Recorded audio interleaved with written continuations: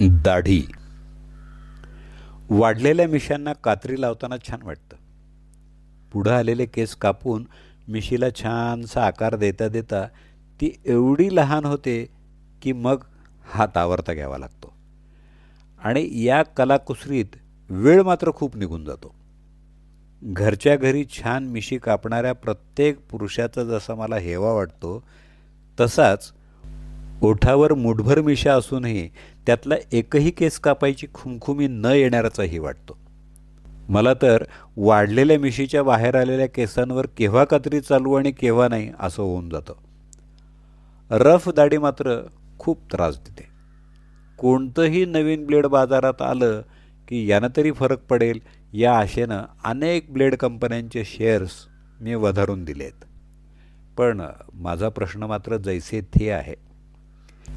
कोणत्याही नवीन सलूनमध्ये क्वचित दाढी करण्याचा प्रसंग आलाच तर तिथला कारागीर दाढी करता करता हमखास एक प्रश्न मला विचारतोच, साहेब दाढी घरीच करता का? तसं मला साहेब असे हाक मारणारे जवळजवळ नाहीतच. क्वचित एखादा सभ्य रिक्षावाला किंवा भाजीवाला म्हणतो तेवढंच. असो, तर तुम्ही कसं ओळखलत? बहुत ही उलटा पुलटा वस्तारा घुमाया आहे. अरे काय करणार बाबा, किती खरडलं तरी हात फिरवल्यावर खडबडीतच लागतं ना. हजाम उठला की केस फुटतो अशी गावाकडे एक म्हण आहे. इथं तर ब्लेड जरा पलीकडच्या गालावर गेलं तरी इकडचा गाल काळा हिरवा. डोक्यावर केस उगवून देणाऱ्या तेल कंपन्यांचे दावे जसे मनावर घ्यायचे नसतात, तद्वतच या ब्लेड कंपन्यांचेही दावे दुर्लक्षितच करायचे असतात. या निष्कर्षाप्रत मी येऊन ठेपलेलो आहे.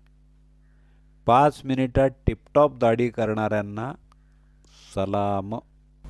लेखक दिलीप जोशी, नाशिक. Mobile number 9664661203.